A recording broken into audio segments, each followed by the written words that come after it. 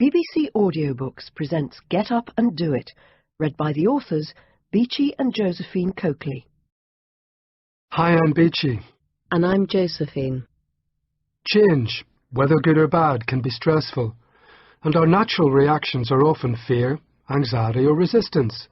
One of the big reasons why we often think about change and then do nothing. We need to understand more about ourselves in order to foresee our blocks and self-sabotage, and deal with them effectively.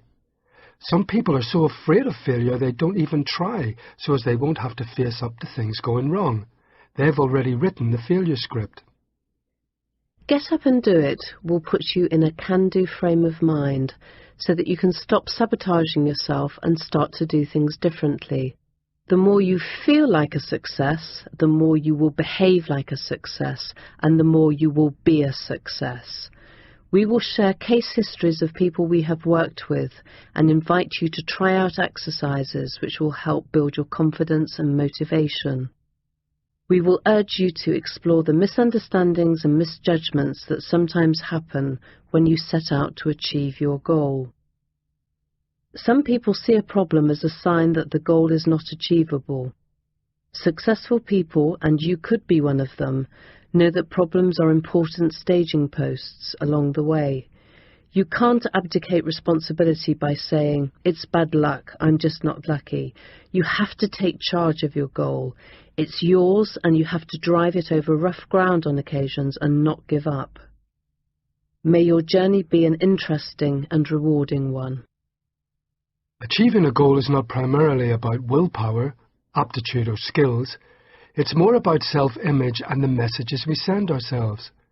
If we can visualize the outcome of the change and believe ourselves deserving of it, we are much more likely to get there. People label themselves as those who do and those who don't, and negative beliefs pretty much determine a negative end result. But anyone can challenge and change their self-labeling. All human beings find change difficult. The degree may vary, but our reactions are similar. You may have been exposed to changes in the workplace that result from reorganization, redundancies, and so on. Can you remember how you felt? There can be fear, resistance or anger, as well as feelings of powerlessness and loss of control. Even with positive changes such as promotion or a house move, there can be similar feelings. Everyone will feel a degree of resistance. Life, however, is about change. Birth and death are big ones. Besides these two, divorce, marriage, moving house and changing jobs are among life's more stressful experiences. Fear can often come from thoughts such as, supposing I make the wrong decision, supposing something better comes along, or the really big fears, supposing I fail and supposing I'm wrong. Did you notice how often I mention the word fear? F-E-A-R. It's a very interesting acronym. False evidence appearing real. That's false evidence appearing real. Think about something that you are fearful of. We will use the example of failure because it is a very relevant fear. Jeremy wanted to learn to drive. I'm very embarrassed because I'm 30 and have never even sat in the driving seat of a car. I was brought up in a big city and I always found the traffic very intimidating. Well, I've decided to learn to drive because I want to change my job, and not being able to drive will be a negative. When I think about driving, I feel really fearful. I can actually picture myself on the day of my test and how miserable I will feel and how my friends will laugh at me. Notice how Jeremy has all of these negative pictures created by his fear. Not only does he have negative images of something that hasn't even occurred, but because those pictures are so vivid, he even has the feelings he would experience if that event was a reality.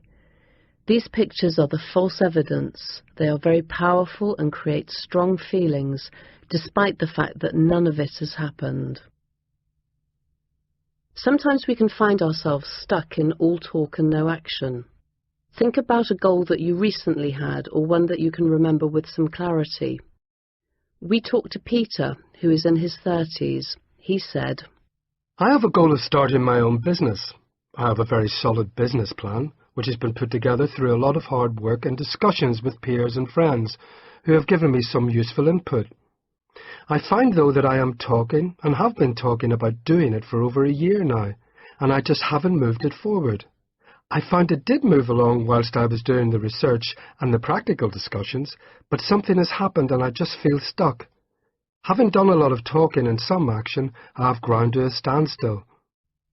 Despite doing brilliantly in carrying out the research and considering all the practical aspects, something was holding Peter back.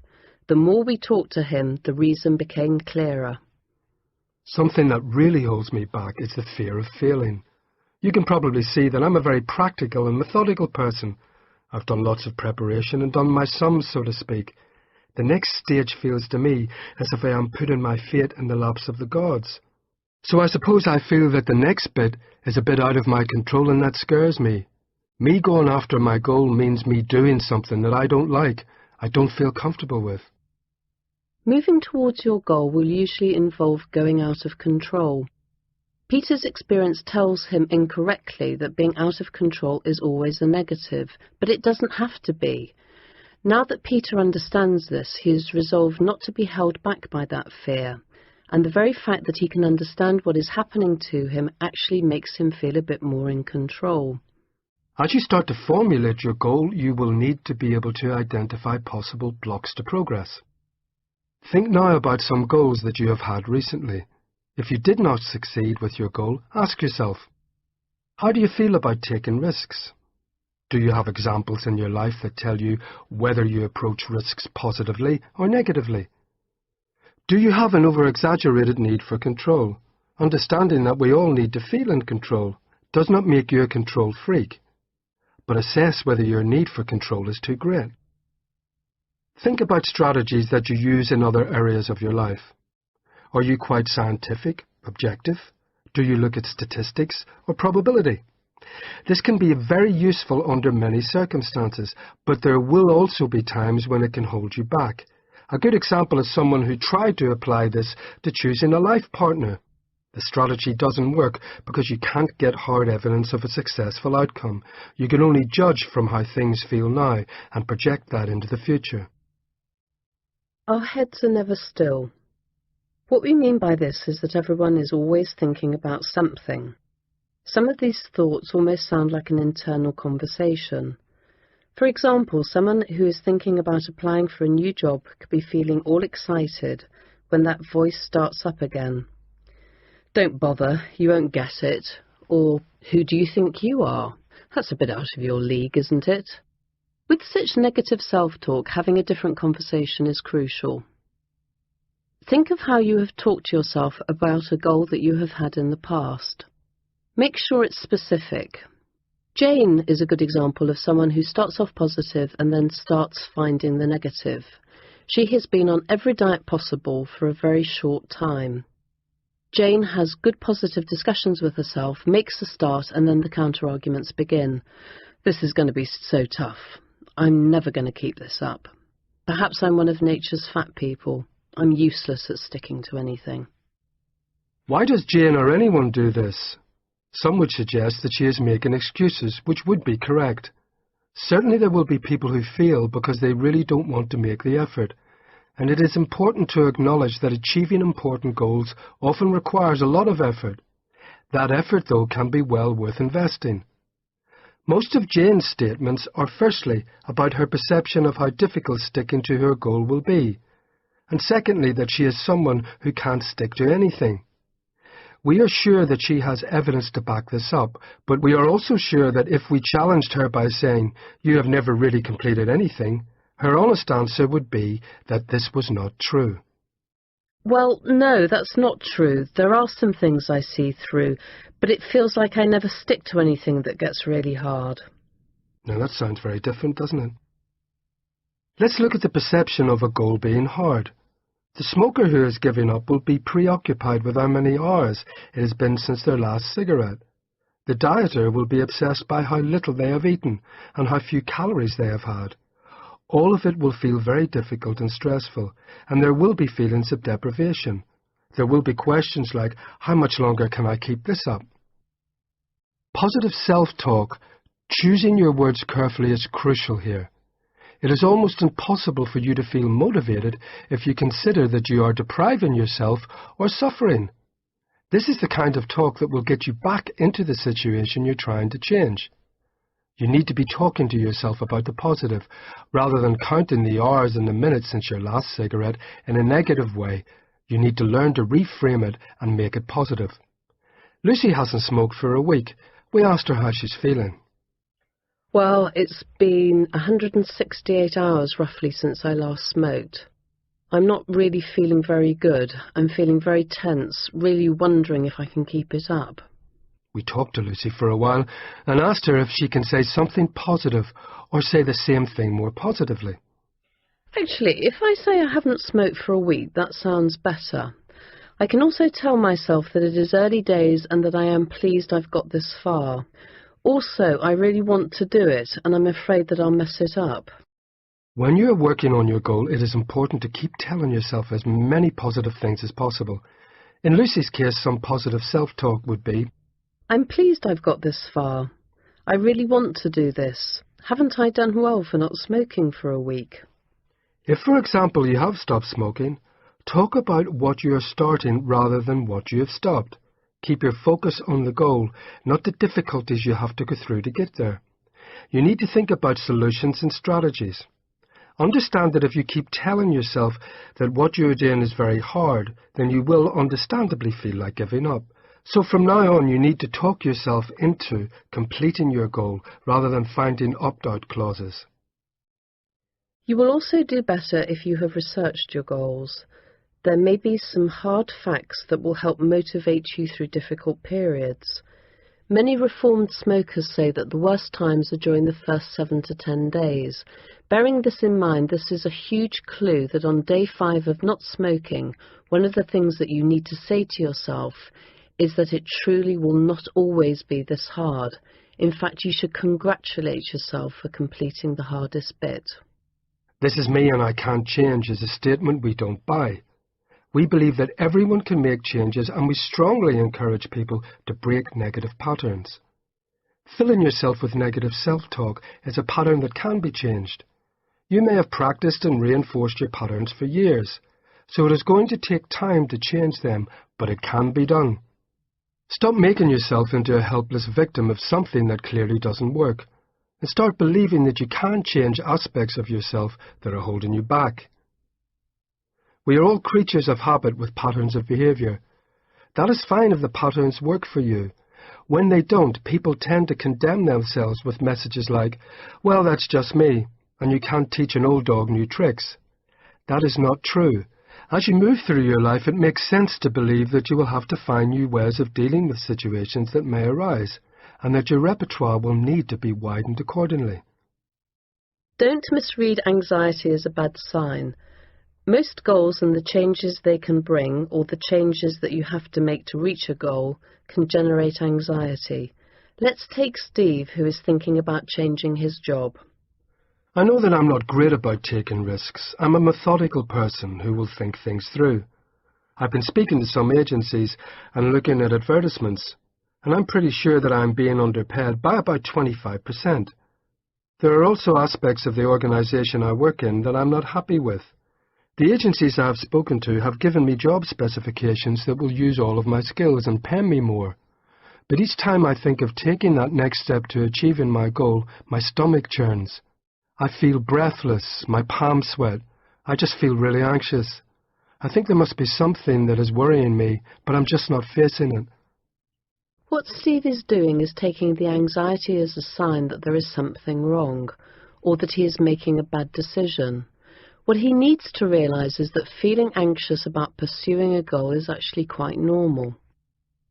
It is important to see your goal in context and understand your circumstances. You must always allow yourself to understand how your personal circumstances and you can impact upon achieving your goal and not compare yourself with other people.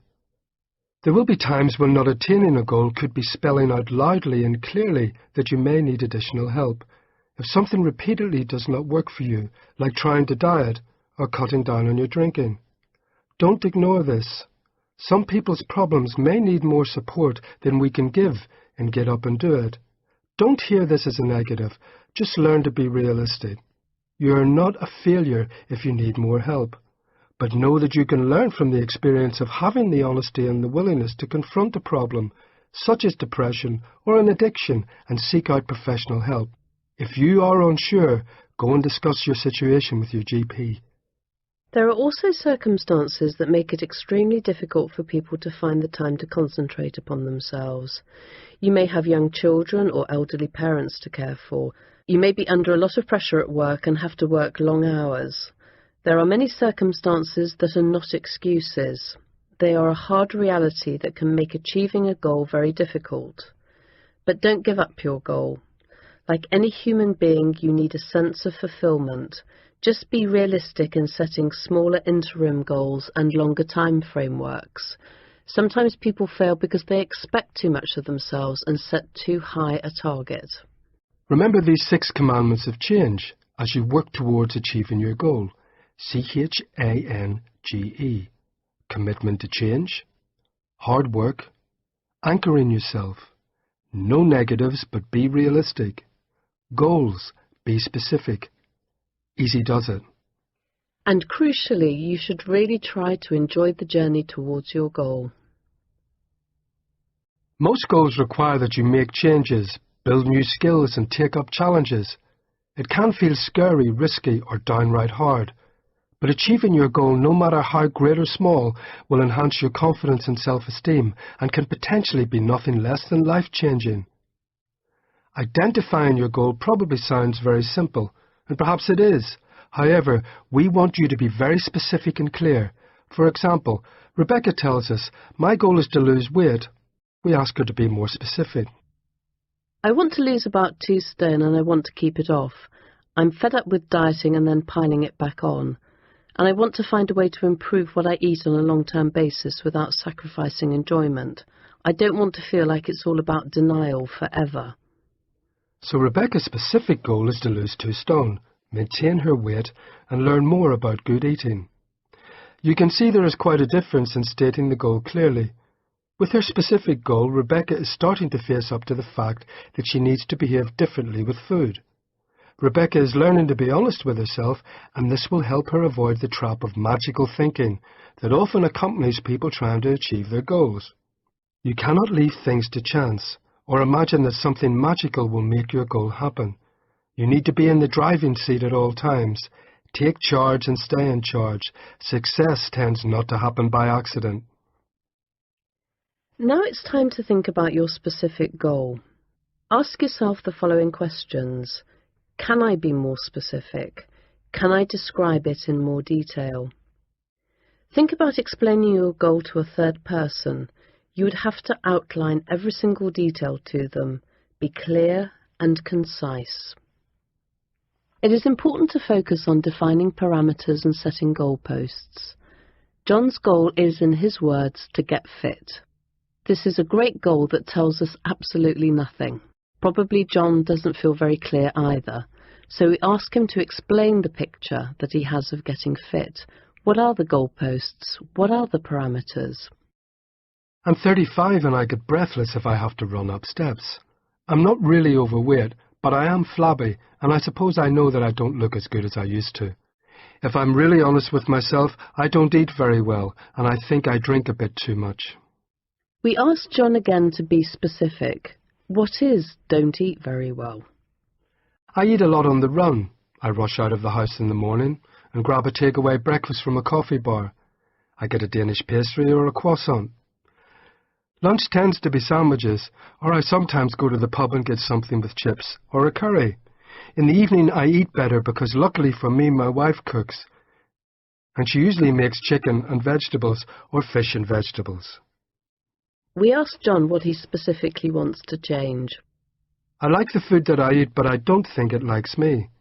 What I mean by that is that I increasingly just don't feel particularly well, and as I say, I have probably gained 5 to 7 pounds that don't make me overweight, but don't make me look or feel good either.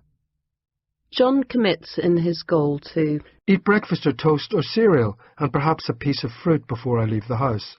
Not eat sandwiches every day, and if I go to the pub, to have a salad or a chip-free lunch. Swim at least once a week at the weekend, as I enjoy swimming. Take my son to the park and play football with him at the weekend. That will help my level of fitness. So you can hear just how specific John has become. His desire to get fit has developed into a goal that has structure.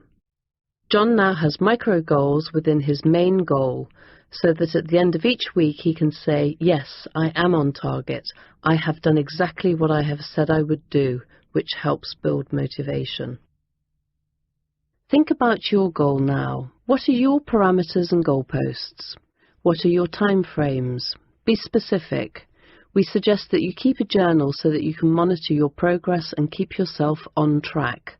Start right now by making notes. And remember, no plan is a plan to fail. Being realistic is crucial. Aiming too high is obviously something to be wary of, but you must also be careful of aiming too low or dismissing a goal as impossible. You may be throwing away an opportunity to achieve something that could be incredible. If you are concerned about being unrealistic, set interim micro-goals, as well as defining your final goal. Take James, who at the age of 24 has decided that he wants to be a doctor. Before he can apply to medical school, he will have to do an intensive course to see if he can get 2 further science A-levels. James flits from getting really excited about his goal to telling himself that he won't do it. We suggested that he set micro-goals that will lead to his final destination, qualifying as a doctor. He breaks this down into 3 stages. Apply to do intensive A-level course. Work towards exams and get feedback from tutors. Apply to medical school after passing A-levels. James, like many people, has to decide how much he wants to achieve his goal. And he will have to have tremendous willingness to work very hard and take the risk to study subjects that he had steered away from. Successful completion of stages 1 and 2 would certainly give him the information that would tell him once and for all whether he was in a position to apply for medical school. Like many of us, he has a fear of failure, but we encourage everyone to give themselves permission to have a go. What does James really have to lose? Also, even if he does not succeed in his goal, it may be that he could use the experience and the knowledge that he has gained very profitably. Identifying, stating and committing to your goals puts you in contact with choices. It also tells you something about how you view yourself. Take your journal now and write down 3 things that you have always wanted to do but haven't. Leave a space to the right of each statement and write down in those spaces the reasons why you haven't done any of these things. These reasons will tell you a great deal about your self-limiting beliefs. Judith did this exercise and came up with 3 things she always wanted to do. I've always wanted to ride a horse, but I'm scared of hurting myself and I don't have time at the weekends. I've always wanted to go to India, but I just don't get round to saving up and don't have a friend who wants to go. And I've always wanted to speak French, but I was useless at school. I find it difficult to get myself organised to go to classes in the evening. Judith is not asking to achieve anything that really looks impossible, but she does have some very definite limiting beliefs. Her first issue is time, which is something everyone will recognise. The second is organisation. If she organised herself, then she could start saving up to go to India and looking for a travel companion. It doesn't matter how long she gives herself to do this. Thirdly, she limits herself by fearing that she's going to hurt herself if she rides a horse. Horse riders would not dispute that you can hurt yourself, but through fear, false evidence appearing real, Judith is assuming that this will happen. She also limits herself with studying French by saying that she was useless at school. How can anyone get excited about doing something or believe in themselves if they view themselves as being useless? Judith is entitled to have a go at learning a language, and she doesn't have to be perfect. Her personal best is good enough. Imagining your 80th birthday party is another exercise to help you think about your goals. Your family have thrown an 80th birthday party for you. You are asked to say a few words about your life. What would you want to say if you could choose the life that you would like to reflect back on? Here are Thomas's plans for his 80th birthday party. First of all, I have to say that I look great. I have a perfect head of snowy white hair and I look fit. I'm still nice and slim with a good straight back. It isn't a big party because I don't like large numbers of people, but I have my dear wife, my 2 children, and my 4 grandchildren. My brother and sister are there with my nieces and nephews and their children.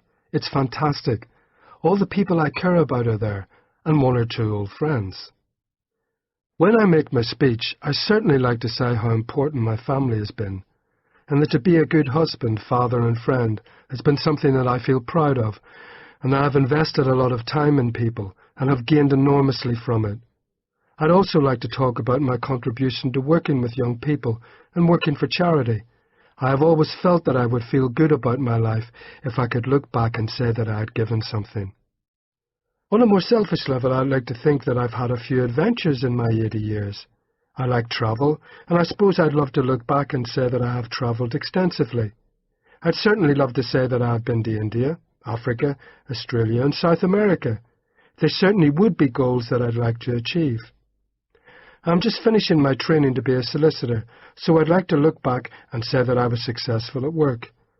You won't be surprised to know that I want to do something with family law, and that I hope to be able to make a difference to people's lives when they're probably at a very low ebb. Take a moment now to imagine your 80th birthday party. Write it down in your journal. To succeed, you have to be smart. Let's break down the word smart. S-M-A-R-T. S is about being specific, which helps at the planning and resourcing stage and also leaves you focused and prepared to face any hurdles or obstacles. M stands for measurable, and again it is about being specific, not only about your goal, but in setting yourself time limits and time frames. A is for ambitious. You need to aim as high as possible, and by doing that you are sending yourself a very powerful message: I can do this, I am capable. R is for realistic.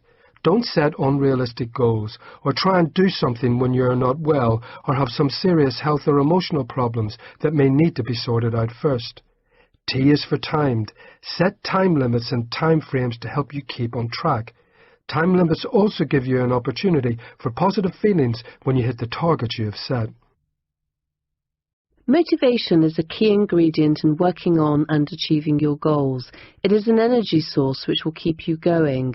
Seeing is believing can be a powerful exercise. Sarah has been self-employed for a number of years. She has built up a successful catering business, but finds herself working incredibly long hours. Sarah's specific goal is to work fewer hours. She intends to have 2 days off a week and delegate certain parts of her work. We asked Sarah to think about her goals and then to tell us what happens. When I think about working fewer hours, I feel a tremendous sense of relief and excitement. I can actually see myself at home doing normal things that I miss. Just watching television, talking to friends on the telephone, going to an exercise class, and I get really excited. Then I go into my insecure head. Supposing I lose clients, what about the money? I'm going to have to pay someone to do some of the work that I have been doing. When this happens, I feel anxious and scared, and the screen goes blank. I don't see anything in my head. I just hear those thoughts. It's a bit like a radio play. When Sarah was thinking positively, she actually pictured herself, and this is a very powerful tool. On the other hand, when she began to think negatively, she became more aware of an internal voice, which she likened to a radio play. Take a few moments to think about your goal. Do you think about the positives or negatives first, or go from one to the other? Part of this process reflects your natural decision-making style. Once you have made a decision, however, you need to keep focusing on the positives, the reasons why you are doing what you are doing, and the benefits that achieving your goals will bring. The negatives don't have to be ignored. That would be ridiculous, but let them comfortably sit on the sidelines rather than giving them too much power. Some people favour the visual, some the auditory, and some the feeling, when they are thinking about or recalling specific incidents.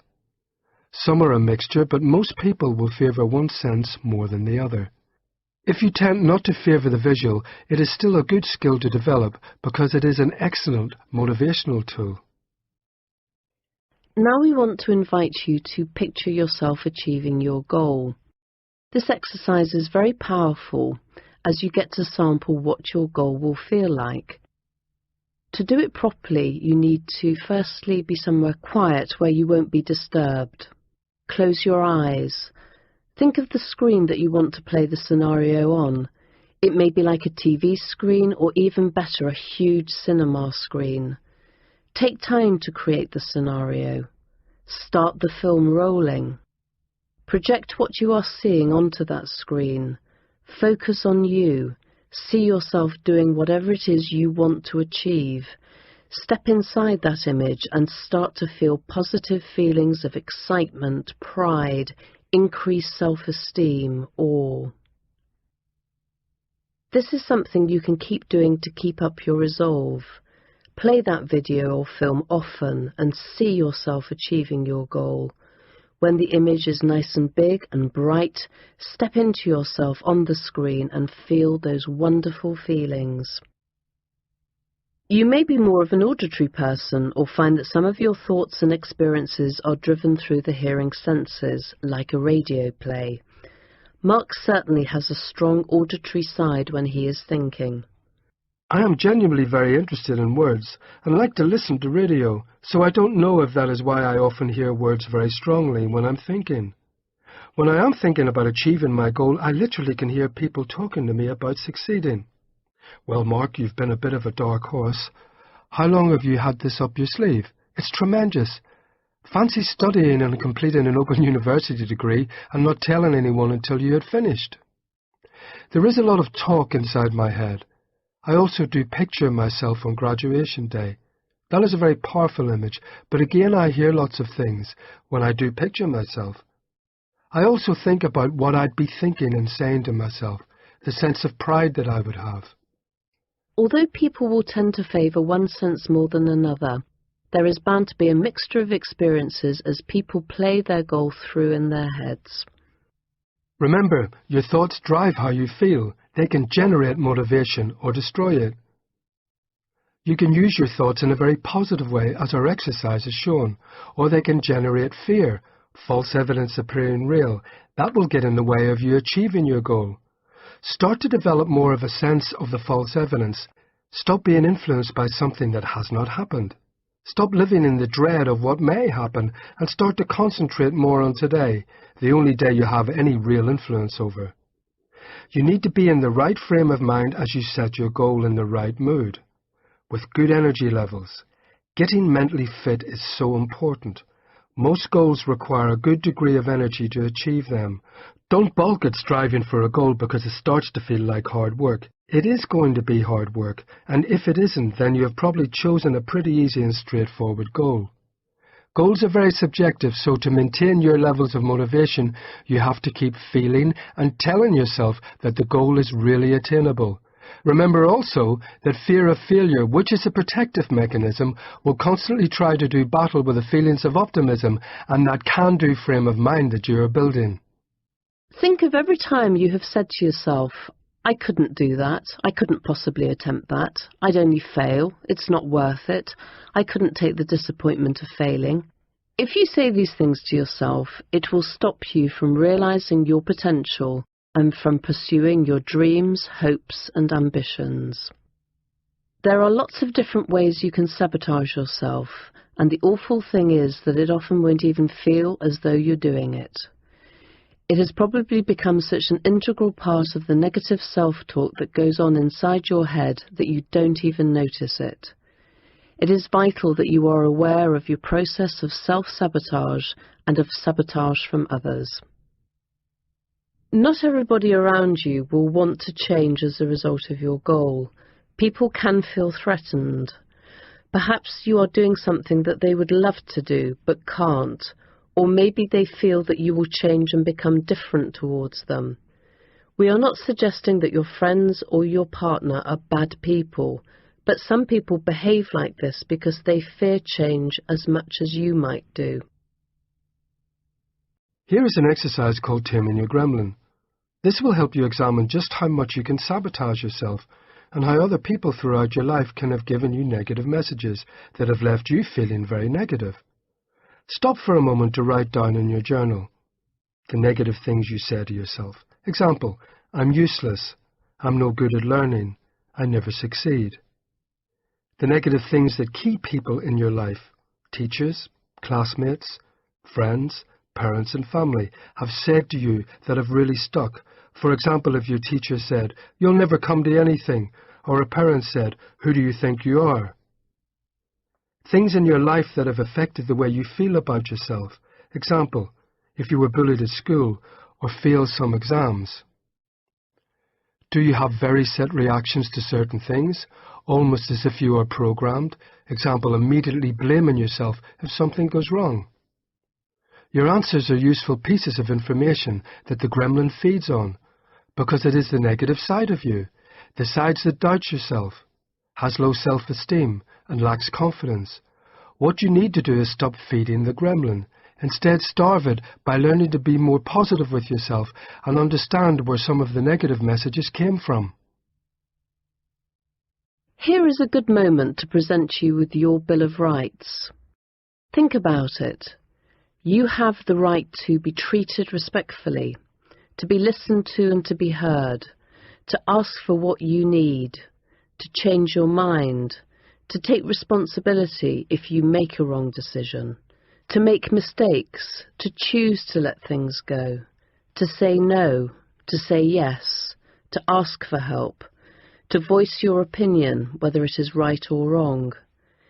Most of you will recognize areas that you struggle with or don't really believe are your right. Many tend to be compliant and will say, yes, and of course, but inside the dialogue is different. Why do I have to do this? Or why can't I say what I mean? Some people never speak out until they are told their Bill of Rights. It's time for you to find your inner voice. A good way to gain a greater sense of awareness is to realize the ways we block or anchor ourselves. We experience our negative blocks as though we can't move them, but the truth is we can. Take a moment to identify your anchors and make a list of them. Say, for example, you want to change your job. You might be held back by the velvet handcuffs anchor, i.e., a big salary, good holidays, perks such as healthcare insurance or a pension. Also watch out for the unrealistic expectations anchor, as it can set you up to fall flat on your face. We often say to people that the number one cause of stress is reality for those of you who are not in contact with it. Stay in touch with reality. Don't set your sights too high, but set them just high enough so that you can see them and tell yourself that you're going to get there. Let's think about the patterns and habits anchors. When you are always doing something the same way, you can fall into the trap of saying, "This is how I've always done it." Nothing breaks habit like habit, so you have to work hard at creating new, positive habits to supplant the old. The perfectionism anchor. "I can only do it if I can do it perfectly," is another very powerful block. The truth is that we rarely do things perfectly, and that is actually okay. Keep telling yourself that it is okay to do the best that you can. Also, don't compare yourself to others. We need to be ourselves and to give ourselves credit for our achievements. Then there's the guarantees anchor. We would all, very understandably, like a guarantee. I can try this because I will succeed, but that is just not possible as there is so much that is unknown in life. If the lack of a guaranteed outcome is stopping you from making changes, you need to rethink. Moving forward is always positive, regardless of the outcome. Making changes and doing things differently will open up opportunities that you would be unlikely to encounter if you keep to your familiar pattern. Practical issues such as your responsibilities, duties and time restrictions are three things that can really hold you back. I can't do that. I've got responsibilities. If you are not prepared to take a different route, you must give this CD to someone else. We are not telling you to ignore your responsibilities, but we are saying that you must not let them prevent you from leading a fulfilling life. There are lots of very responsible people who take care of their families and also achieve their goals. The fear and anxiety anchors are two of the most powerful. We fill ourselves full of fear, but as you know now, most of it is constructed by us. False evidence can appear so real that we start believing it and tell ourselves that we can't do something. Then when we attempt to do it, we go against that fear that has been constructed and start to feel very anxious. Fear and anxiety are very destructive and also very controlling. Another one to watch is the no luck anchor. The "if I was the only one in a raffle, I wouldn't win anything" block. It is almost like a superstition or a done deal. I'm not lucky, and that's the end of it. There is nothing I can do to change it. You will even hear people say that they come from an unlucky family. Think about what this message does to you and how much it influences the decisions you make. You are telling yourself that you have no choice, no responsibility, and no influence. From now on, you need to believe that you can make your own luck. You are more in charge than you believe, and there is no reason why you shouldn't act like and become a winner. The clutter and disorganization anchors also have a strong negative impact. If we are untidy on the exterior, we can be untidy with our thinking. We can be unproductive with our time management and poor at maintaining a good work-life balance. The no solution anchor is one of our favourites because we hear it so many times, and we have the joy of watching people's faces when they start to become aware that there are solutions. When people feel stuck, they say things like, "Everything is all right the way it is. I don't need to change anything.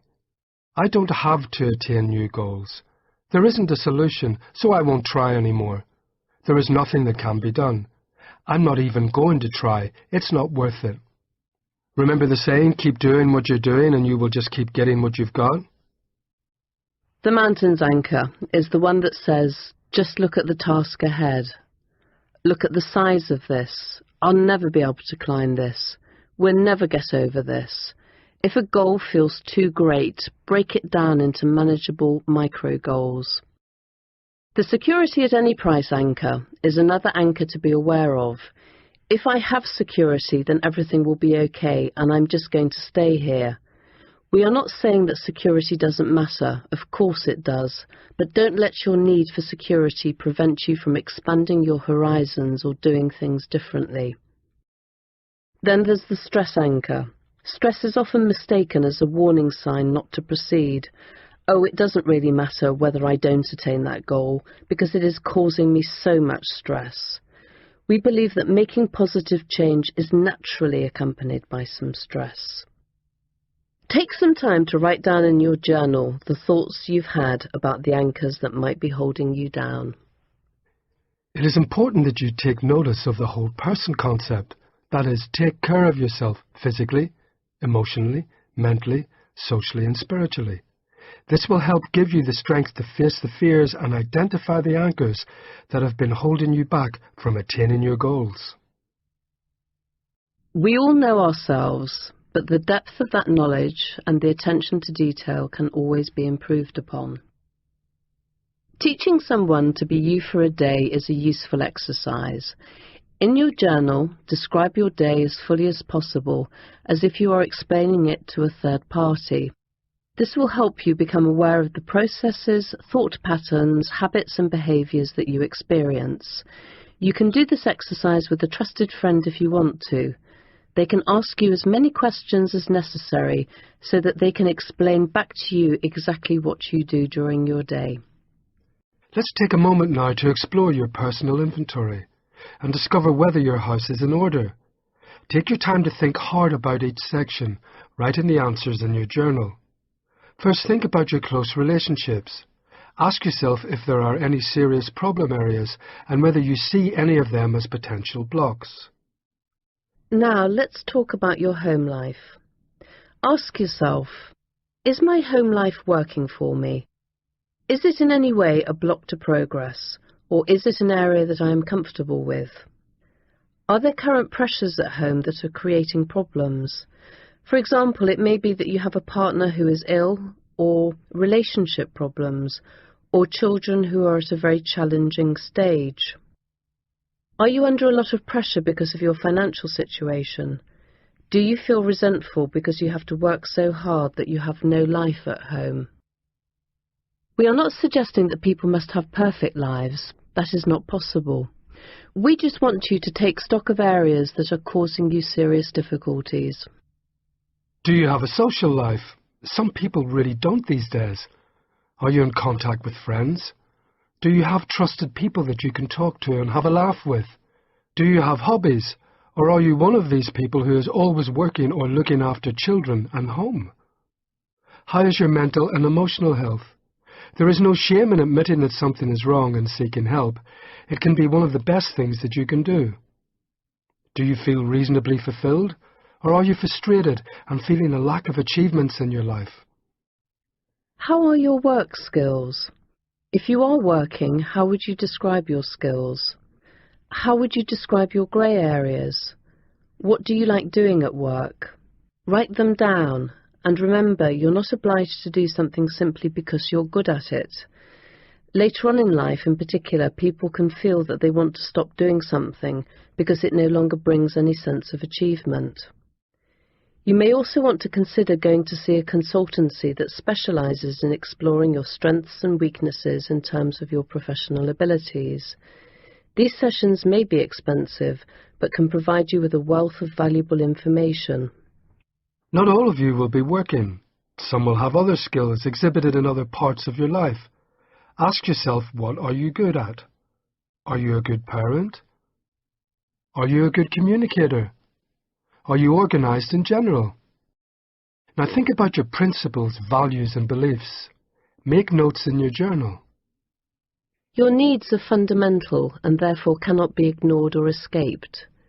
We perhaps rank them differently, but they exist for all of us. Physiological needs include food, drink, shelter, escape from pain and sex. Your psychological and emotional needs include safety, attachment and love, esteem, self-actualization, or fulfilling your potential. Remember that to meet your needs, you must first recognize them. Be aware of the conflicts you may have between competing needs. Ask yourself if there is anything you can do to resolve them. Doing your personal inventory will help you to begin to think about your priorities and not anyone else's. Remember that this is about your goals and not other people's expectations of you or someone else's unfulfilled dream. Taking care of yourself is crucial. Think of your personal inventory as your MOT. If you are physically below par, then why not consider what you are willing to do to improve that? Let's think about empowering yourself. Perhaps when you were a child you were exposed to a negative blueprint which taught you that something is not worth trying because it won't happen. Not only will you now have to work hard at silencing some pretty strong messages, you also will have to work hard at finding more positive blueprints from people you know or admire.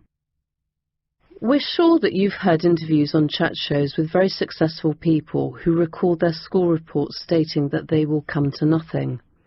Despite such negative messages, these people have found ways to believe in themselves and succeed against all predictions. We call these blueprints for success.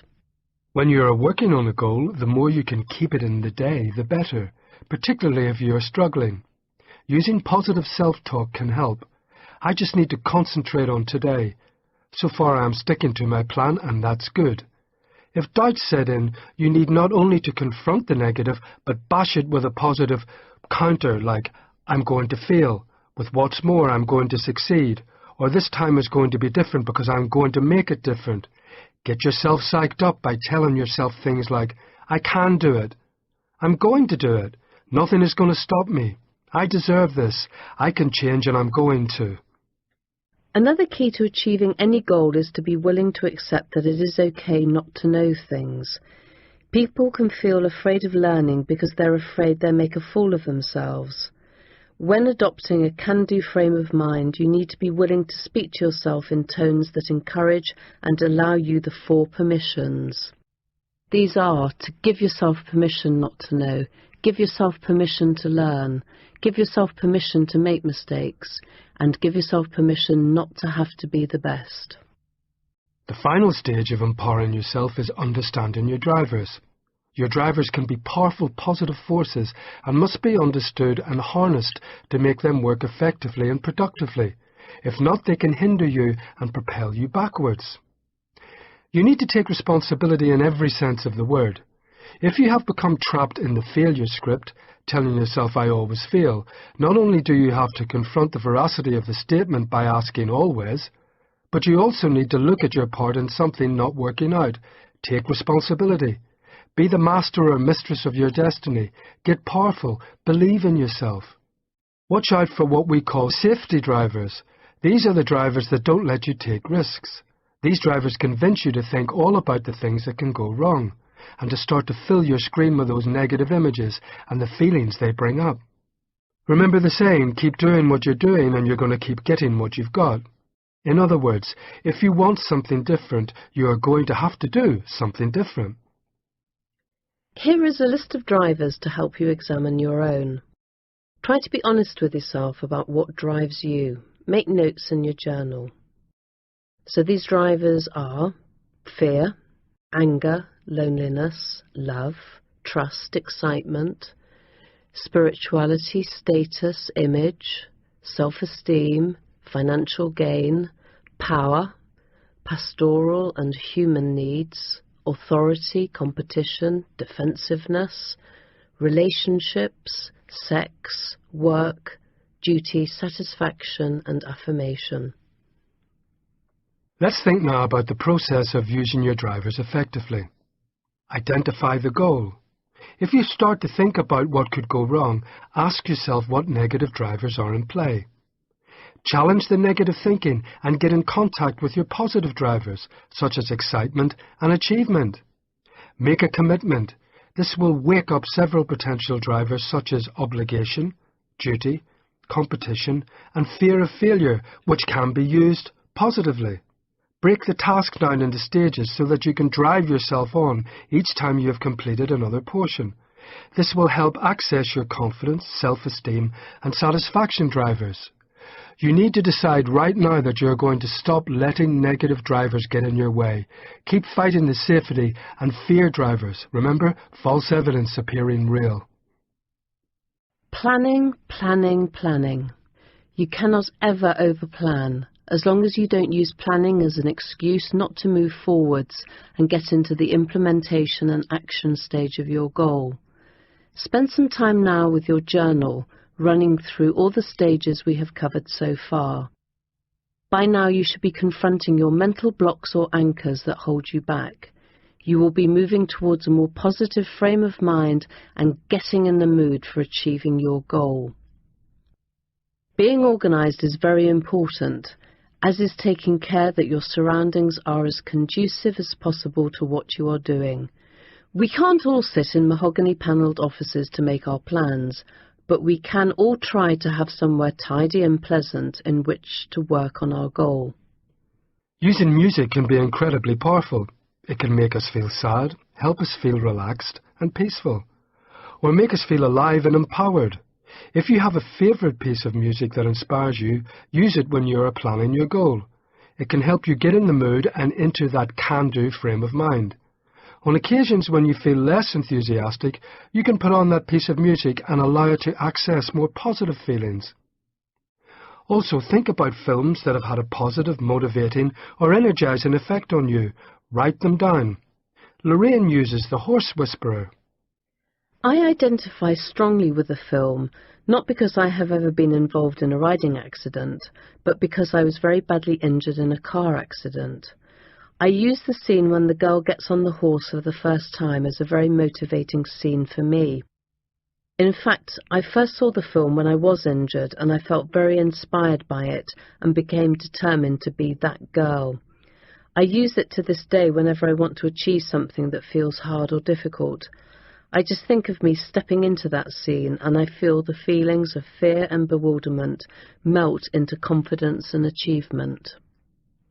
Aromatherapy has deservedly taken its place as credible and extremely beneficial therapy. There is a wide range of powerful relaxant and energizing oils now available that can be used in massage or oil burners.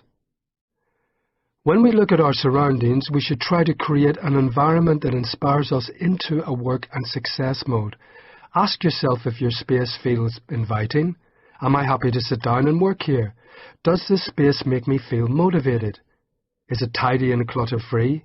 Make sure that you have adequate lighting.